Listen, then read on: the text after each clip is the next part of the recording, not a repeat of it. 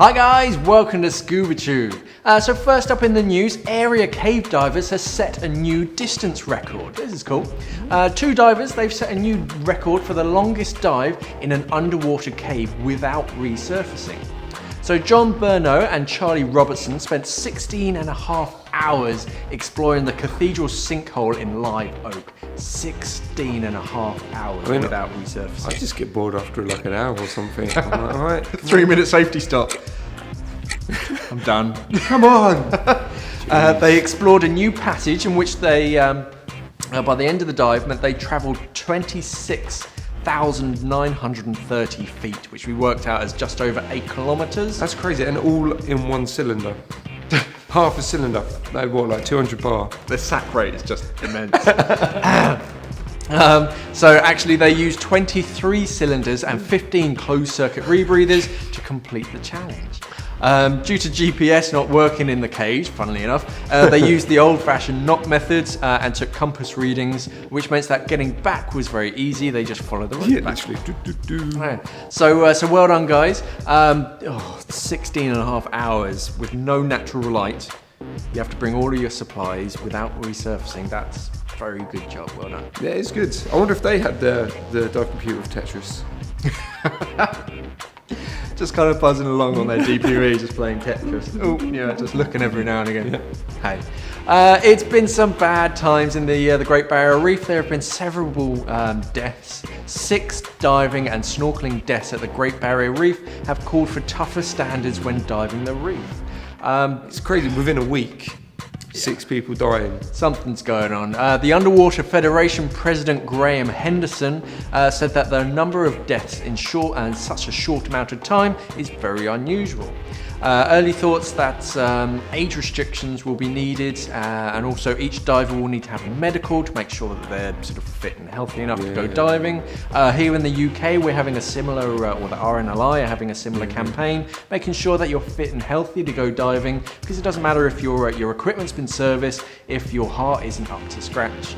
You really need to make sure that you are fit and healthy to go diving.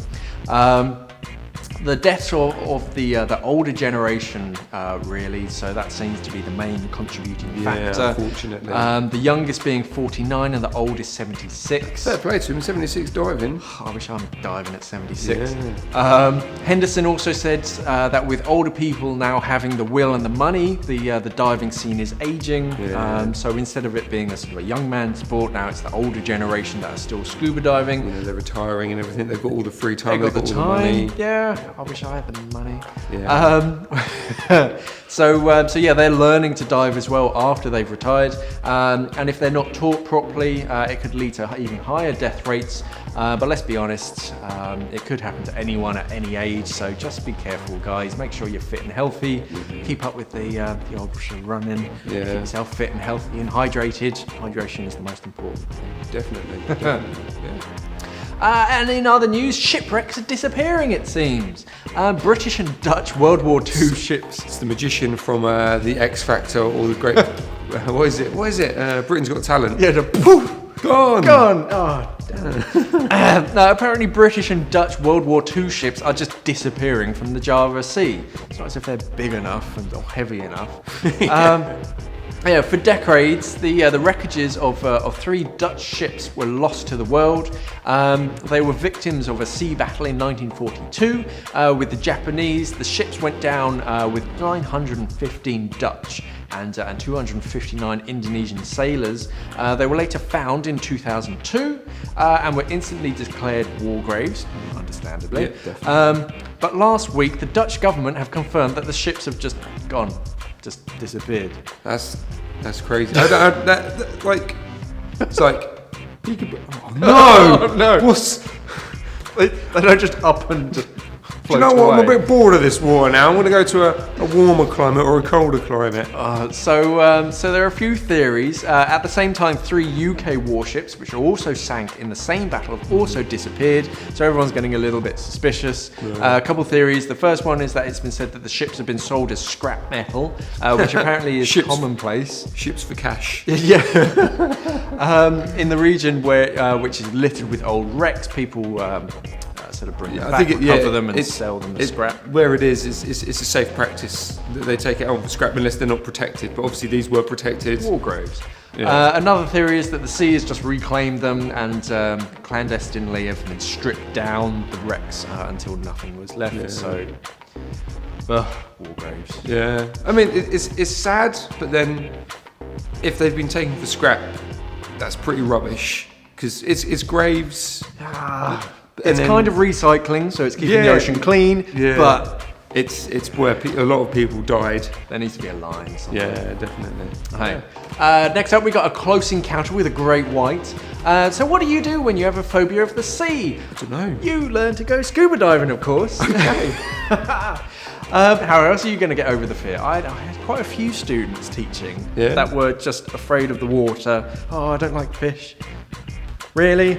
Well, it's like I don't know if you guys have been watching I'm a Celebrity, but there's a guy there called Adam. I think he's in Emmerdale. See, well, mate, this is cultural referencing right now. Good old ScubaTube. But he's scared of spiders. Yeah. So, and because of that, he always gets put on tasks. So obviously, if you guys have been watching this, all the tasks that he goes on, they have spiders. And the last one he did, he had to put a spider in his mouth. But he's doing it, and he's actually conquering his fear. So I can kind of see where they're going. I can quite happily just avoid spiders altogether. I'm cool with that. What about scuba diving spiders? The ultimate terror. So back to the story. Sadie Whitlocks did just that. She learnt and she signed up for a local diving club and took to the waters of Guadalupe Island in the coast of Mexico, or off the coast of Mexico, I should say, where she came across a 20-foot-long great white shark. Baby. She was in a cage. No, she wasn't. She was, Just swimming. Open swimming. Bacon in her pocket. She was overcoming her fears of being in open water, but also a friendly great white shark decided to say hello while she was in the cage, and then it got stuck in the cage with her. So Sadie was kind of cowering down in a corner while this great white shark's kind of thrashing around. She was trying to make sure that her arms aren't sort of in biting distance. Yeah. Luckily, both of them were freed. Yeah. The shark just kind of swam off and she got out. But yeah, how's that for firsts? So you're scared of open water, you could try and conquer that, and then you've got a 20-foot great white shark. It's like, hello there, how's it going? He just wanted to say hello. Got a bit excited, got his head stuck. Just an experience. Poachers have better start watching their backs. So drones and open water don't normally mix. Flying a drone over open water is usually a bit... Well, I've lost many a drone. Going down to the beach. Oh, battery low. Yeah, cool. I'm not getting that back. Right. But now the Flex rotor was made for the sea. This drone can take off and land vertically, and once in the air, the drone transitions from horizontal flight transfers to horizontal flight, which enables a longer range. Flex rotor's main job is to spot tuna or anything that you need in the austere environment, and it's great to scan the seas and stop poaching and any other illicit activities at the sea. Yeah, it's going to be. I think it's going to be cool, especially obviously you know they did that reserve. I think we mentioned it a couple of weeks ago on ScubaTube or Weird Wednesday. Yeah. So because I think they're going to be obviously a full scale production is now going to start all next year. So this is going to be like monitoring the skies and stuff. So cool. Yeah, it's going to be good. I think it's a good way. You know, it's just when they're going to have poachers and they're going to like have harpoons, and they're just going to be aiming for these drones. Yeah, I imagine they'll sort of be in contact with the sort of Navy and whatnot. It's like, something dodgy's going on here. And they're quick as well. Yeah. Drones, man. Yeah, they're massive. They're big yellow things, but yeah, no, it's good. I think it's a plus, definitely. Yeah. Definitely. So now we move on to our YouTube clips. So the first one is Searching the Maya. This is the latest trailer from GoPro, which shows and talks about the Mayan underworld. Not that underworld, but the underwater underworld of like sort of cenotes and underwater caves. The trailer follows Robbie Schmittner and his team in the Mexico's Yucatan Peninsula. It's a lot about Mexico today. It is Mexico. Fantastic sort of footage. Can't wait to see the full sort of film. Click the link below to watch that. Next up we have Maldives Liveaboard Tour 2016. So this is from one of our viewers, DJ. He posted a video on our last ScubaTube video. Thanks for that. It's a great video. Shows his journey around the Maldives on a liveaboard. Brilliantly shot, nicely edited, great work. And all you other sort of filmers, don't forget to sort of share your diving video. Just put it below. We'll mention it next week. Thanks for watching, guys. Safe diving. Bye. Okay guys, if you want to see more videos like this, click over here to watch them, click over here to subscribe, and just for those that have kept on watching, I found the secret treasure map, and all you need to do is